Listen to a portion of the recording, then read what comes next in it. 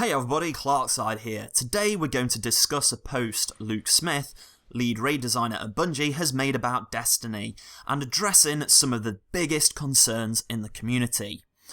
On the NeoGAF forums, user Rodiard posted, the announcement of how upgrading exotics and purchasing new vendor gear works in House of Wolves will draw first blood.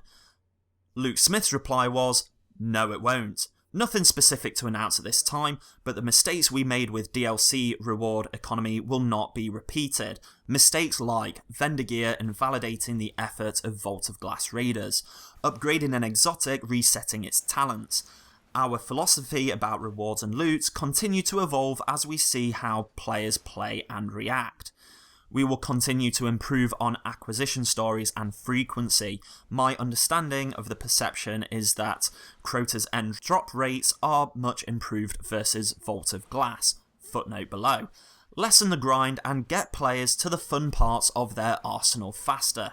On Crota's End drop rates versus Vault of Glass, the Forever 29 meme was a killer for us. We sat down and talked about the rewards for Vault of Glass and the rates versus Crota's End, and ended up with the following. Increased drop rates globally in Crota's End. We wanted dedicated players to be around 32 or real close by the time hard mode came out. Increase the variability of perks that a given piece can roll. The goal here, players would reach 32 easier than 30. But would have more customization and options to build the perfect set, in terms of stats, perks, and weapon affinities. The part where this didn't work as well as we'd hoped is with shard economy. Shards are a barrier between you and equipping a sweet new piece of gear. We wanted fewer barriers to equipping upgrades. The shard economies erect these barriers between players and the new piece of gear they just got. We're not intending to adjust the shard economy for this tier, we don't want to invalidate player effort again. But removing the barrier between the new drop you're excited to get and actually being able to equip it as a member of your arsenal are something we will do going forward.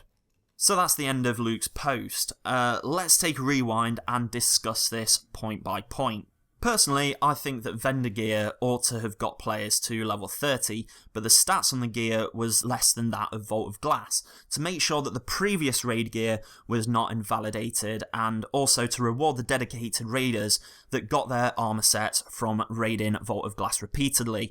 It's a win-win for everyone, because people that didn't run Vault of Glass could get the character up to level 30 and do Crota's End, but like I say, the Vault of Glass raiders, they get the better gear at the start of Crota's End. So, now let's talk about exotics. I don't mind the idea of paying to upgrade an exotic from a previous attack level cap to the new level cap, just as long as my progress isn't completely reset in the process. You should have to pay an upgrade fee or have your progress reset, not both. Both is kind of a bit of a piss take and just a relentless grind. As for the Crota's End drop rates, I've been really happy with what has dropped for me during the 6 raid clears that I've done across my 3 characters. I know it's not a huge amount of raid clears compared to some players, but I've come out with Plan C, Light of the Abyss, Hunger of Crota, Song of Ute, cryptographic shaders for all of my characters. The normal mode ship, Light of the Abyss, has dropped twice for me. Enough raid armor to make my Titan level 32. Plus, I'm sure I'm forgetting some class items here, some duplicate exotics, etc. Anyway, more onto my point. These runs I've had have felt a lot more rewarding than my first 6 runs of Vault of Glass. Also, it's great to see that there'll be more stat variety amongst raid gear, because personally I like to have multiple armor sets so I can switch up my builds and have faster cooldowns for my supers, grenade or melee attacks. Bungie have heard us when we've said that we need more customization, and this is awesome for everybody. They just need to work on the aesthetics of raid gear and perhaps have a few variants for each armor piece so that every level 32 player does not look the same. Let's talk now about shard economies. It's kind of worked for everything pre-Dark Below DLC, because there was so many ways to get Ascendant materials. You have daily heroic stories, you've got public events, weekly heroic and nightfall strikes. You can get them from engrams. The main source was from raiding Vault of Glass. You've got postmaster packages, and also from dismantling unwanted gear. Then we got to Crota's End Gear, and it was a completely different story. We had 2 new materials, Radiant Shards and Radiant Energies, both of which could only be acquired in Crota's End, nowhere else. And you still needed the same amount of Radiant materials to fully upgrade an item as you would on an item that required Ascendant materials. This was kind of sucky because sure, Bungie have made it easier to acquire level 32 gear, but they have made it harder to completely level it up. I think there should have been a single economy, that Ascendant materials carried over from Vault of Glass to Crota's End Gear, but perhaps you had to spend a little bit more per upgrade compared to Vault of Glass gear. That would have been fair, because there's so many sources by now to get Ascendant materials. Anyway, I applaud Bungie for their honesty and being so receptive to the community's feedback. They've been roughed up, man, by some of the stuff that people have said about the game. But they're listening with open ears, they're implementing changes right, left and centre. In the 4.5 months Destiny has been out, we've seen some pretty significant overhauls in the mechanics. The Queen's Wrath PV event was, and I quote, put back in the oven, based off of players' negative reception of it. To start with, it was a great way to farm Ascendant materials from dismantling any legendary rewards, and then when Bungie removed said materials, most players saw little point in essentially rerunning the same story missions over and over, only with a bounty attached. So yeah, Bungie, for the time being, they've done away with it. I would love to have a monthly PvE event in the weeks between Iron Banner, which is a monthly PvP event. I hope to see a new and improved Queen's Wrath again in the future, only expanded upon, and make her emissary a more fully developed vendor like Eris Morn is for the Dark Below DLC content, because I think some of the Eris Morn quests were a lot of fun, and it wasn't all a strict story mission-like structure. There needs to be more content in the game like that. More fluid content. I would love to do more stuff for Eris, and hell, the faction vendors, dude. I would love to do some quests for Dead Orbit, for New Monarchy, or Future War Cult.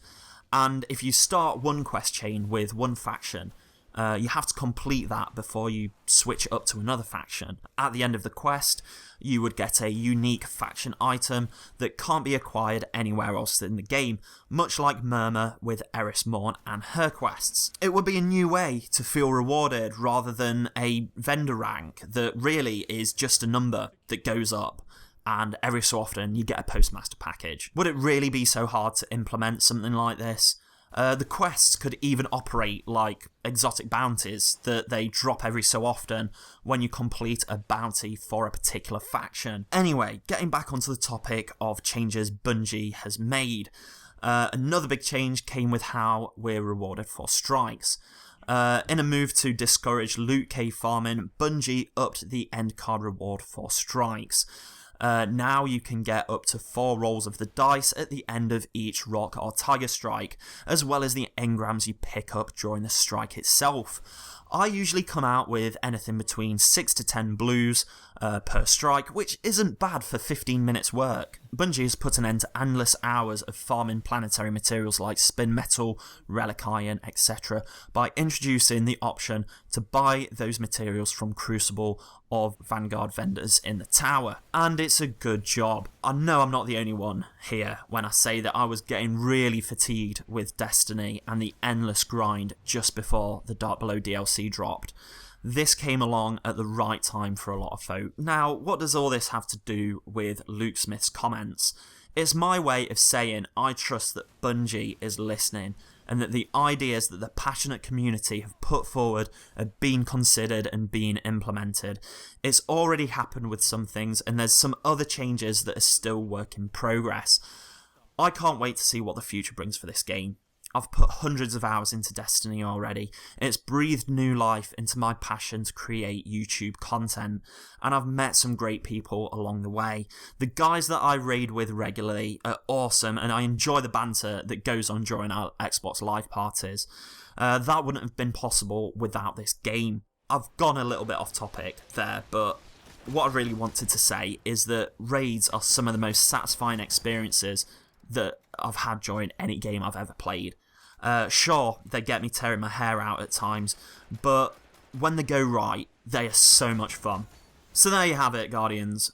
We've been through Luke Smith's comments that have been making waves in the community. Everyone's been talking about that post. I've given you my 2 cents worth, and now I'd like to know what you guys think.